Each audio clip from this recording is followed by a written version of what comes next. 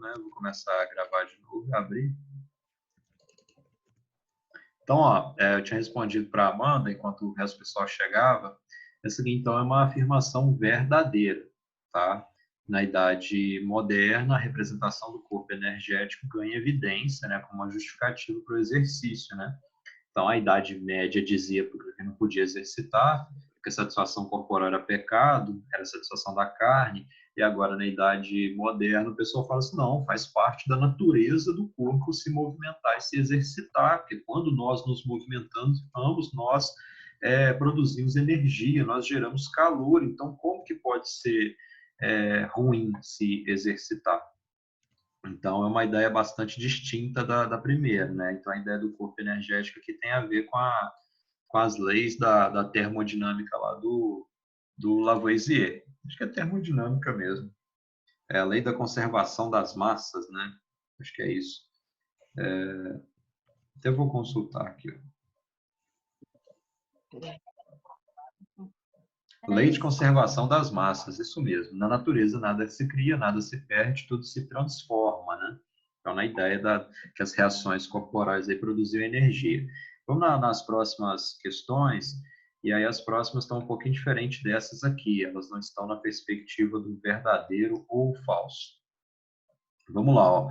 Relacionar a habilidade a ser avaliada é relacionar as representações de corpo com o contexto social mais amplo. Então, por exemplo, quando a gente fala do corpo, tem diversos aspectos da sociedade que influenciam e são influenciados pelas questões do corpo, né? Então, relacionar essas representações de corpo com o contexto social mais amplo nos diversos períodos da história, né? Aí eu poderia perguntar, por exemplo, qual que era a relação entre religião e corpo na Grécia Antiga, né? Qual que era a relação entre religião e corpo na Idade Média, religião e corpo na Grécia Antiga, claro, na mitologia, né? Quais que eram as relações entre ciência e corpo na Idade Moderna, entre corpo e consumo na Idade Contemporânea? Então, isso que é contexto social mais amplo, tá? A pergunta, então, como se relacionam corpo e consumo em tempos de cybercultura? Essa é uma pergunta um pouco complexa, mas se ela aparecer na prova, claro que ela não vai aparecer assim, né? Vai estar mais quebrada. Então, tem três coisas aí para vocês se relacionarem: corpo, consumo e cybercultura.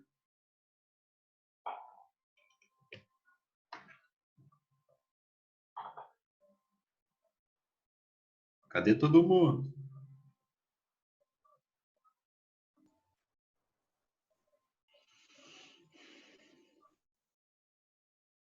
Ninguém quer ganhar ponto, não? Queremos, né? Então, tenta aí. O corpo tinha um padrão, tem um padrão certo para o corpo. O consumo já não sei dizer. Amanda, se você pega a fagulha assim, mas não incendeia a fogueira, né, Amanda? Você consegue uma brasa até essa.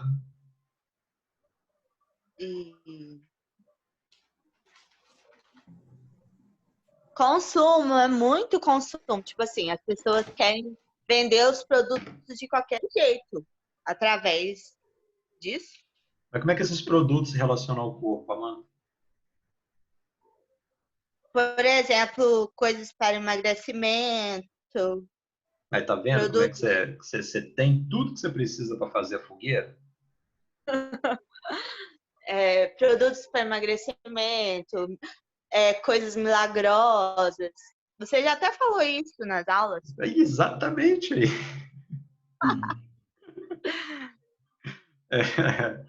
Então vamos lá, você consegue relacionar que o corpo ele é marcado por um padrão de beleza, né? Isso. E aí esse padrão de beleza ele também está fortemente marcado por um consumo de produtos para manter esse padrão.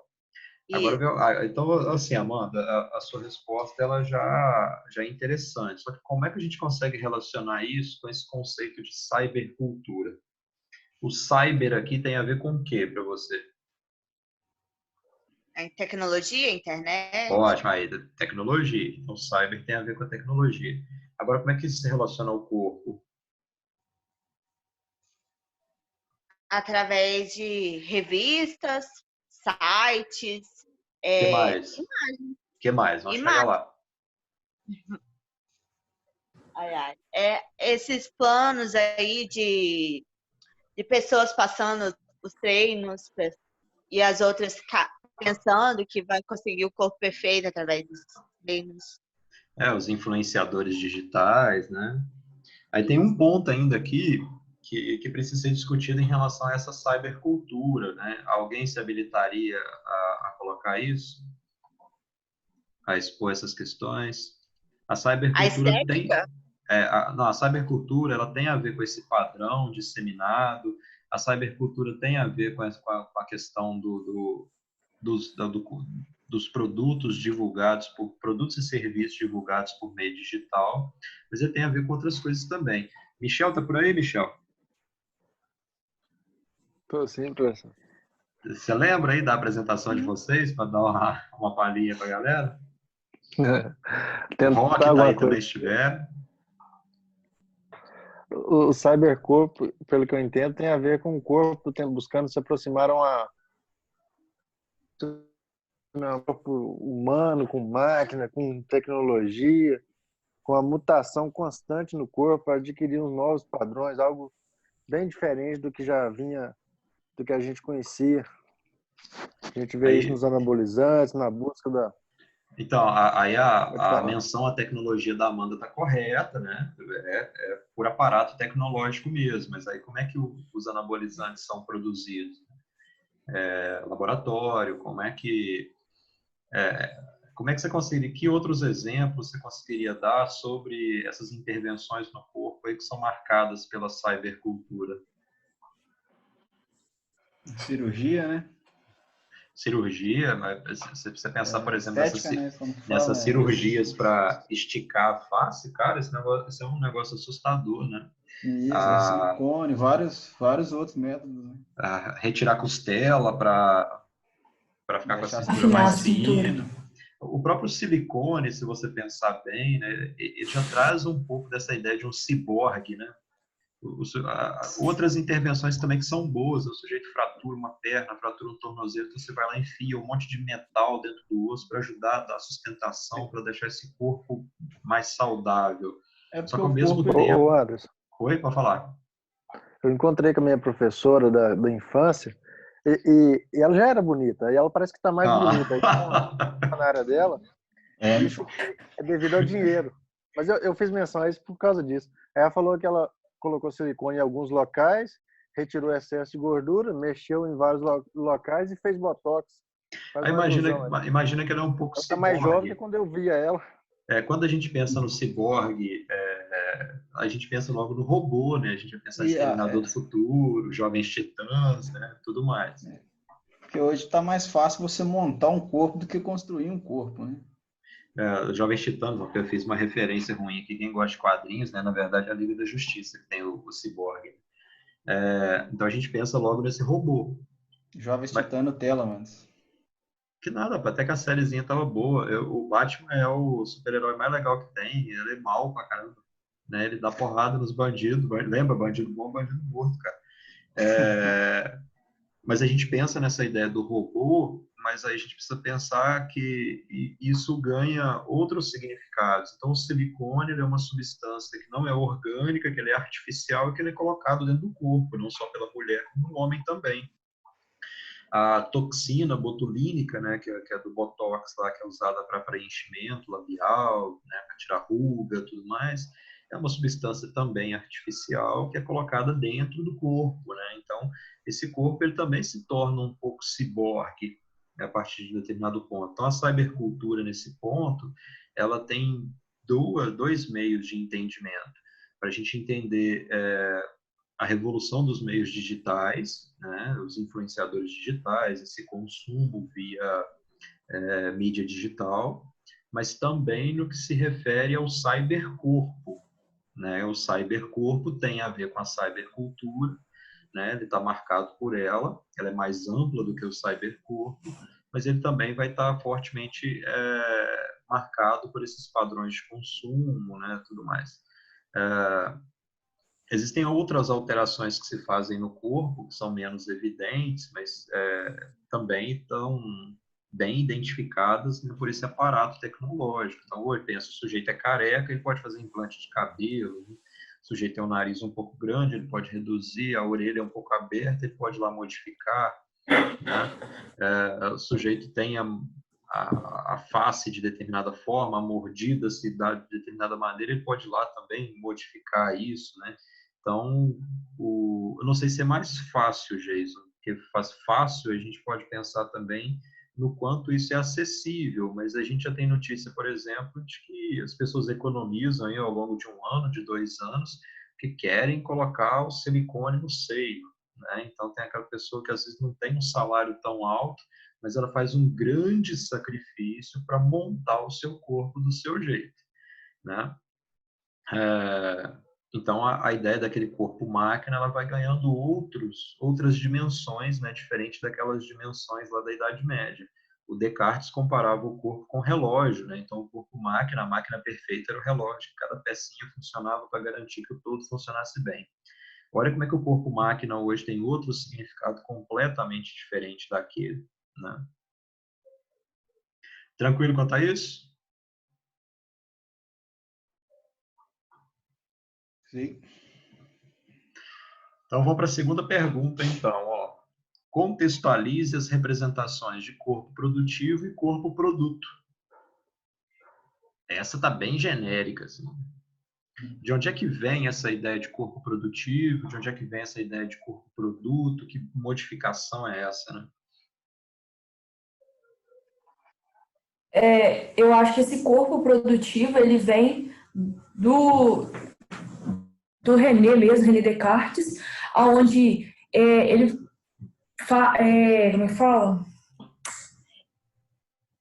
Ele visualiza esse corpo, como você falou, como uma máquina perfeita, e esse corpo ele deve produzir, né? O corpo que ele produz, ele não é dito como um corpo preguiçoso. E o corpo produto é o corpo aquele que é usado para vender algo, aquele que é usado como modelo para expor o produto mesmo, que fica ali o corpo. Então, vamos lá, vamos tentar melhorar. Alguém gostaria de fazer alguma complementação? Estão faltando aspectos importantes aí para essa contextualização.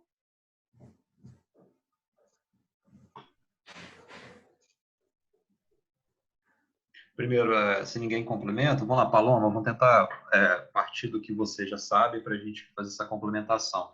Esse corpo produtivo, ele era interessante para quem, né? Você já citou o René Descartes aí, então a Idade Moderna, né? Mas esse corpo produtivo era importante para quem na Idade Moderna, né?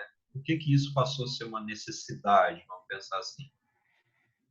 Para o governo, lembra daquela parte do higienismo? Tem um período anterior ainda, Paloma. O Michel Eugenismo? colocou um negócio no chat aí.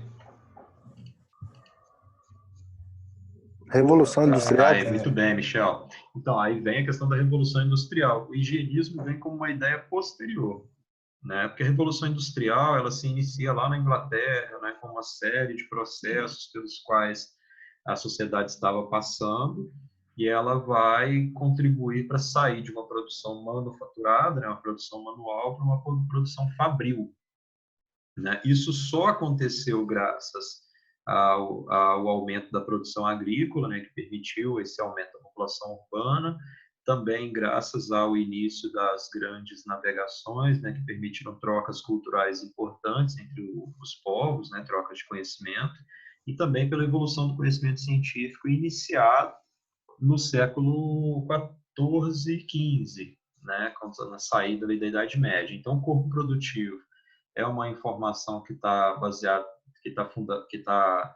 tem suas raízes lá na Idade Moderna, né, tanto na filosofia do René Descartes quanto nos aspectos da sociedade industrial do século XVIII, né, na Inglaterra, né? E era uma necessidade para se manter o trabalho fabril, né? O trabalho industrial. Agora, no que diz respeito ao corpo produto, eu concordo, eu acho que esse corpo ele também ele é utilizado, na verdade, como uma vitrine. Só que está faltando um aspecto importante dessa resposta, né? Então, o corpo ele não é só o meio para se vender, ele é o que também? Ele é o produto, no caso? Ele é o próprio produto passível de aquisição, né? Então, quando o Jason falou na pergunta anterior que é possível, por exemplo, você montar esse corpo, e de fato, né? Eu posso ir lá na prateleira e falar, eu quero esse nariz, essa orelha, essa boca, né? Eu quero essa cintura, eu quero esse peitoral, né, no meu caso. A mulher pode ir lá e falar assim, eu quero esse seio aqui e tal. Então, eu quero que modifique até o mamilo. Eu quero fazer uma cirurgia íntima porque eu não gosto da maneira como a parte íntima está. Então, olha quanta coisa é possível. Então, esse próprio corpo, ele pode ser adquirido, né? Então, ele próprio se torna um produto. Tem uma frase interessante, né, que é utilizada aqui que pode ser usada para contextualizar isso, que é a seguinte, né? A máquina da Revolução Industrial, então, quando a máquina diz para o homem, né, olha, eu vou te dar um grau de independência jamais visto, né, que você jamais teve. Então, tipo assim, eu vou ficar aqui trabalhando, você pode ficar para lá. Mas você vai gastar todo o seu tempo consumindo os meus produtos. Então, quando a gente pega essa frase e contextualiza e contrasta, né, com essa afirmação aqui, ela retrata um pouco a afirmação. De fato, né, as comodidades do dia a dia, elas nos fazem ganhar muito tempo, né? Então, o carro faz com que uma viagem se torne muito mais rápida, a geladeira, né, permite que os nossos alimentos fiquem frescos, a velocidade com que as informações veiculam via internet, computador, televisão, celular, é muito maior, mas ao mesmo tempo, para ter essas informações, eu tenho que ter um computador, ter uma televisão, ter um celular. Então, aqui dá para contextualizar também com as duas teorias sociológicas que ganharam mais evidência, né, do século XVIII para cá, que foi a teoria do Karl Marx, né, de que o marxismo pregava, então, que nós somos alienados ao trabalho. Então, naquele momento lá na fábrica, o corpo tinha que produzir, né? Então, o Karl Marx vai lá olhando para aquela situação e ele diz, olha, o ser humano está alienado ao trabalho. Ele vai lá fazer uma partezinha do trabalho, ele não tem noção do que é o todo, do para que serve aquela peça que ele está produzindo, né? Mas ele está ali fazendo aquilo durante aquele período. Então, ele, o ser humano alienado, né? De certa forma, até escravo do trabalho para poder sobreviver, né? No entanto, isso muda agora, né, no nosso tipo de sociedade, e a gente percebe que o ser humano está envolto completamente na atividade de consumir os produtos, né, dessa sociedade capitalista, até mesmo em excessos, né? Então, a sociedade capitalista ela tem excessos que são difíceis de combater. Independente da gente querer uma outra sociedade ou não, acho que a gente pode olhar para a sociedade capitalista e pensar no que ela poderia ser melhor. Vamos analisar a produção de alimentos, por exemplo. Na produção de alimentos, o mundo hoje produz alimentos suficiente para mais de 10 bilhões de pessoas, né? No entanto, o mundo só tem 8 bilhões de habitantes. Então, a gente produz aí 25% mais alimentos do que o mundo precisaria. Então, por que tem pessoas passando fome nesse mundo, então? Então, é um pouco dos excessos, né? O consumo desenfreado, o consumo em excesso, ele traz um problema de uma certa ética, né? De uma certa moral que ela vem logo desembocar num desperdício. Então, eu quero trocar o meu celular porque eu considero que ele está ultrapassado, né? Porque ele não está funcionando direito, ele está ultrapassado. E nem sempre eu vou vender esse celular. Então, eu, por exemplo, aqui eu já tive tablet que eu só encostei num canto, eu tive celular que eu só encostei num canto. E, de alguma maneira, nós fazemos isso. Então, nós desperdiçamos comida, nós desperdiçamos tecnologia, nós desperdiçamos uma série de coisas.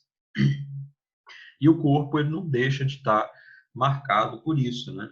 Seja na necessidade de estar sempre produzindo, né? E algumas frases que a gente sempre escutou são uma retratação disso, né? Mente vazia, oficina do diabo. Então, ou seja, produza, seja produtivo, né? A gente precisa se sentir produtivo em determinado momento até.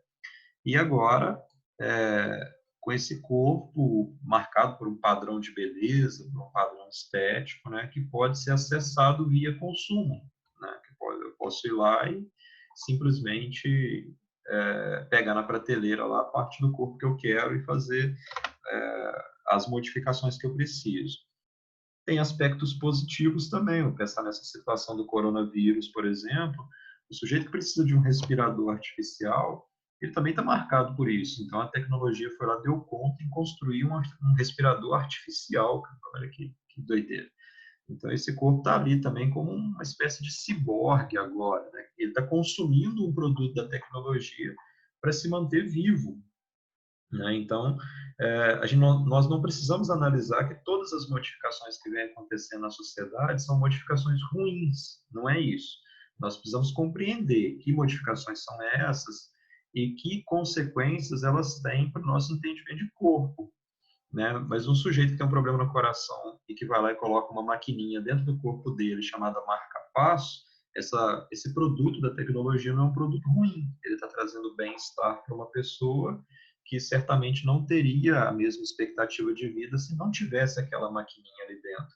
O sujeito que vai lá e esfarela toda a perna dele num acidente de moto, principalmente, e ele consegue fazer um enxerto, ele consegue fazer uma série de coisas, ele está consumindo um produto tecnológico que modifica o corpo, né? É o poder de intervenção sobre o corpo colocado. Então, tem aspectos muito positivos, tem aspectos que parece que não trazem nem tanta qualidade de vida assim, ou mesmo distorcem, né, a própria ideia de existência do ser humano. Ok? Quanto a isso? Alguém quer perguntar ou fazer alguma complementação? Então, nós vamos para a nossa última pergunta. Vocês estão em silêncio hoje? Eu falei assim, nossa, hoje eu vou ter que abrir umas 3 aulas, né? Porque o pessoal vai falar para caramba.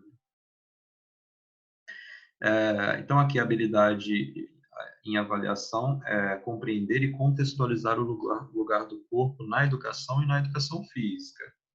Então, primeiro eu gostaria de marcar aqui o que marca o surgimento da educação física. Ela surge como? Né? Falando em história, falando em contexto, falando de tudo. Como é que surge essa ideia de educação física, de educar fisicamente as pessoas?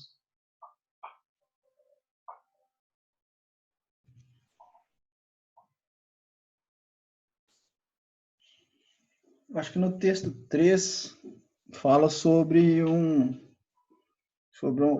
início da educação física. Não sei se eu estou certo. Quando eles largam, tipo assim, eles deixam de usar a roupa para ficar, né, com a postura e começam a se exercitar fortalecendo os músculos, né? Não usando mais a roupa aquele de couro para ter uma postura legal. Isso tem tanto no texto 3 quanto no texto 5.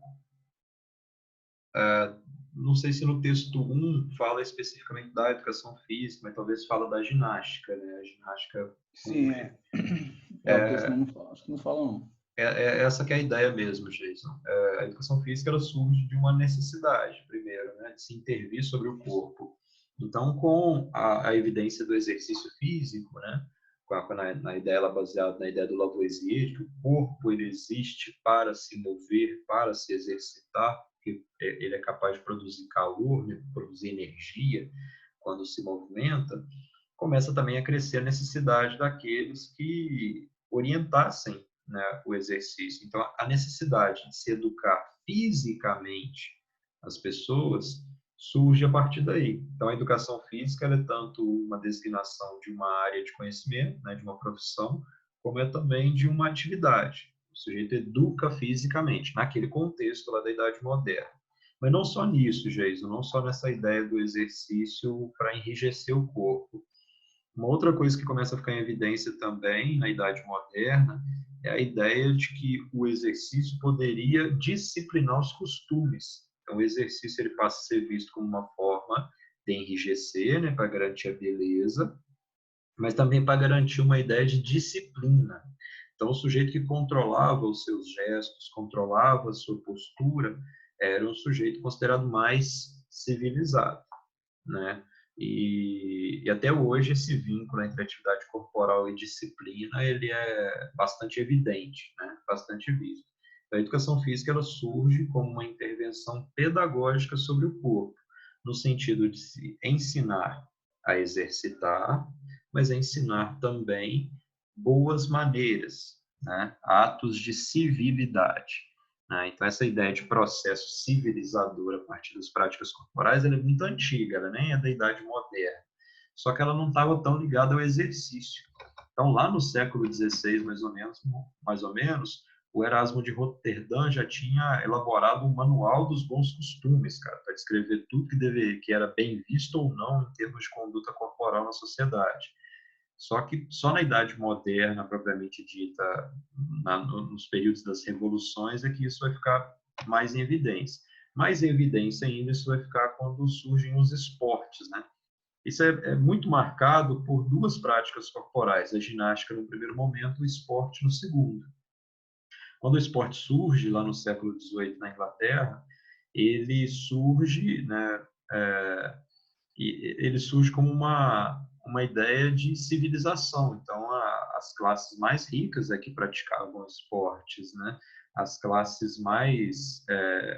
os homens mais ricos que foram os primeiros esportistas, vamos pensar assim.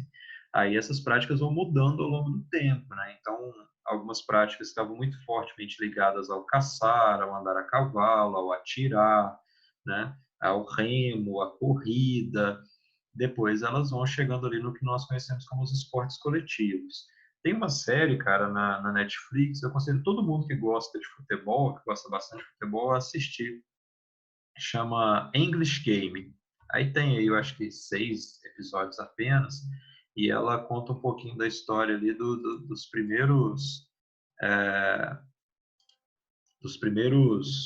times, né, de futebol na Inglaterra e as dificuldades de se conceber determinadas regras. Aí o ponto ali de contraste na história está na disputa entre os times ricos, né, os aristocratas, os filhos de banqueiros, né, com os operários, né, e na medida em que os operários começam a ganhar evidência ali com as suas equipes. Então, tem alguns confrontos ao longo disso. Nem tudo que está lá é verdade, as coisas aconteceram, só que elas não estão no período histórico adequado. Mas, à medida que vocês forem assistindo lá, peguem para poder dar uma pesquisadinha. Muito, muito legal as questões lá. Segunda pergunta, né? Ainda há lugar para a educação física na escola? Contextualize a partir de BET 2004, aqui especificamente o texto 5, né?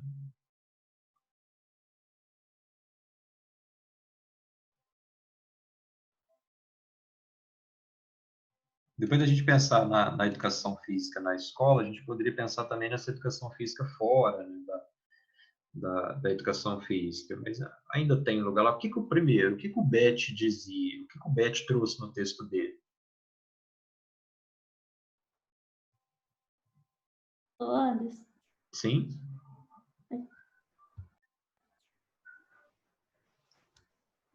Pode falar, Fran.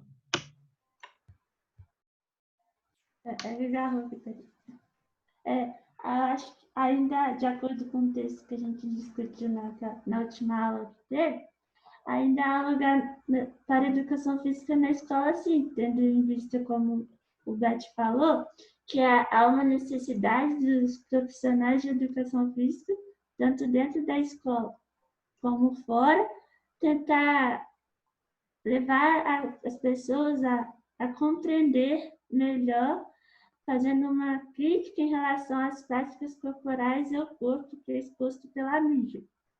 É preciso que as pessoas levem a compreender os sentidos e significados que as práticas levam para ela, não só, por exemplo, igual ele trata da exposição dos produtos da mídia lá, que a pessoa vê e acha que vai ser bom para ela, mas necessariamente não vai ser. Ela tem que entender como vai funcionar e como aquelas padrões impostos pela cultura da mídia podem influenciar na vida delas.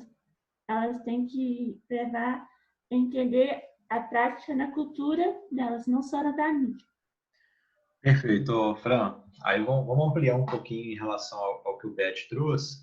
Então, o Beth, basicamente, ele faz uma descrição da educação física e do profissional de educação física da seguinte forma. O professor de educação física é um sujeito que ele sabe como estimular o corpo para ter determinado resultado. Então, considerando na idade moderna, por exemplo, o sujeito sabia como é que tinha que exercitar o corpo para ele ficar mais rígido, para ele ficar dentro do padrão de beleza, ou até para que como é que seu corpo ele se torna mais resistente, né, para o trabalho nas fábricas. Aí pensando no prosseguimento da história, o professor de educação física continuou como esse sujeito que sabia ir lá e dar um estímulo, né, como é que tinha que estimular o corpo para garantir um determinado resultado. Só que em tempos de cybercultura, para obter esse, por exemplo, vamos imaginar que o resultado seja a barriga chapada, né? Então, esse corpo forte. O professor de educação física ainda é necessário para isso, visto que o sujeito pode ir lá e fazer uma lipoaspiração, né? Uma lipoescultura em que vai sair de lá depois de algumas semanas de recuperação com esse abdômen muito definido. Para ter o peitoral bastante definido, que é a parte central da vida do homem na academia, basta então que eu vá lá e faça um implante de silicone e os meus problemas estão resolvidos para sempre. Já existe implante de silicone até para o abdômen, para vocês terem ideia, para manter a aparência de que há um volume muscular por baixo da pele. Então, o professor de educação física ele ainda é necessário? Então, o Beth traz esse questionamento. No segundo ponto, o Beth traz que, em determinado momento, o próprio exercício é questionado, né? Não só a pessoa. E pensando na pessoa também, para complementar o ponto anterior, eu posso entrar na internet e ver uma série de exercícios que são separados da pessoa, né? Então, não precisa ter um ser humano ali com saber, né, que define ele como professor de educação física, para ele dizer para mim como é que eu vou me exercitar para obter o que eu quero. Eu posso pegar os exercícios na internet, né? Mesmo que tenha sido um ser humano que produziu, eu não preciso da supervisão dele para me exercitar. E aí, no segundo ponto, o Mauro Betti questiona que o próprio exercício está sendo questionado, da necessidade dele. Porque no momento em que eu coloco uma maquininha daquela de eletroestimulação, eu também não preciso movimentar o meu corpo. Então, o que a propaganda diz? Tenha um abdômen definido sentado no sofá da sua casa, né? Então, eu não preciso nem mais sair de casa. Ou seja, obtenha o resultado do movimento sem se movimentar. É um pouco isso que essas propagandas pregam. Então, nesse contexto, o professor Mauro Betti vai questionar, né? Será que o exercício, será que o professor de educação física ainda é necessário, visto que o saber que ele tem está se tornando dispensável? Não preciso mais. Eu consigo obter isso aí a partir de outras maneiras, né? Não preciso mais desse sujeito aqui. E aí, nesse ponto, ele vem trazendo, fala, olha, a gente ainda precisa desse professor de educação física, só que a gente precisa compreender que a função dele não é mais somente de gerar estímulos para que esse corpo chegue num determinado resultado ou não. A função desse sujeito, desse profissional, é também de contextualizar, é também de trazer outros significados ligados à prática corporal, principalmente na educação física na escola, né? Então, por que as pessoas ainda praticam, se envolvem com práticas corporais, né? Qual que é a finalidade atribuída pelas pessoas a essas práticas corporais? E no contexto fora da escola, também para ajudar esses sujeitos, né, que buscam modificações no corpo a partir do exercício, ou a partir da dieta, ou a partir da intervenção cirúrgica, a terem uma compreensão crítica, né, de que o exercício ele não serve tão somente para fins estéticos, né, mas para um estilo de vida saudável que vai incrementar uma qualidade de vida. Então, tanto dentro quanto fora da escola, não há outra saída a não ser uma formação crítica das pessoas. É por isso que eu gosto muito de pensar que, seja na educação física, dentro da escola ou fora da escola, onde quer que esteja, o sujeito é professor. Ele vai agir como professor, ele vai ensinar. E não é porque o CREF vem com um parecer lá que ele chama quem atua na escola de professor e quem atua fora de profissional, que o sujeito perde essa identidade, que o sujeito perde esse saber que demorou aí 200 anos para ele consolidar. Né? Então, tanto dentro quanto fora, é preciso buscar uma formação crítica desse público que a gente atende, para que eles compreendam tudo que está envolvido no que diz respeito ao corpo e ao exercício físico. Né? Não é para desestimular a pessoa que quer atender um padrão estético, né? Até porque isso nada garante que ela vai ter essa compreensão. E se ela não trabalhar com você, pode ser que ela vá trabalhar com outro que saiba menos sobre o corpo do que você. Mas compreender que o exercício tem outras finalidades, que não só deixar a barriga chapada, que não só deixar o bumbum duro, que não só deixar as pernas torneadas, ou um bíceps e tríceps ou peitoral definidos. Né? A compreensão da importância do exercício tem que se dar a partir de outros pontos, que é da vida saudável também. Né? Então, por isso, o sujeito precisa ter uma compreensão crítica desse ponto.